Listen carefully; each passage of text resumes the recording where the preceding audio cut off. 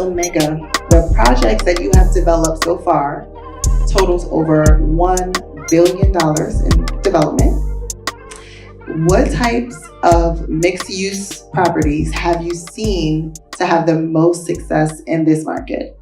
So Felicia and I were talking a little bit earlier that mixed-use development can kind of be a little bit of a misnomer. It's often one use on top and retail on the bottom, which is largely the case in cities that aren't as densely urban as New York and things like that, where you have podiums and you have a lot of different, you have height to work with rather than footprint area.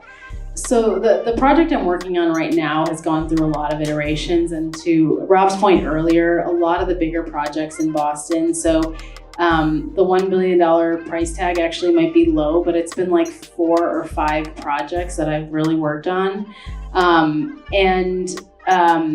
A lot of them have had many, many lifetimes. I mean, often I've worked on a project where it's like the 3rd owner. And I think being flexible is like a really important part of that. So rather than, I guess, talk specifically about mixed use development where like you're combining a lot of uses into one development, I think it's really honing your skills on a variety of uses and understanding how those different uses, what those uses need and how they either can contribute to something more holistic or how they take away from each other. There's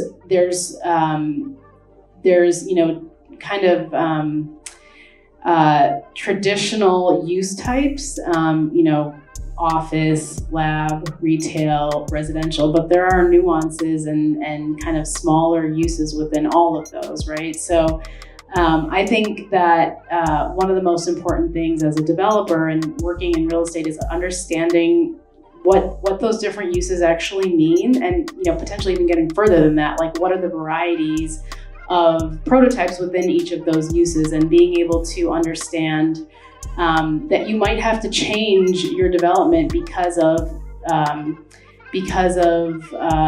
unexpected issues. So I think that when I think about what I do in mixed use development, I think it's really more about understanding a variety of use types. Unfortunately, we're not putting all of those use types in one building often, but we're understanding how those use types work together in larger projects. Awesome.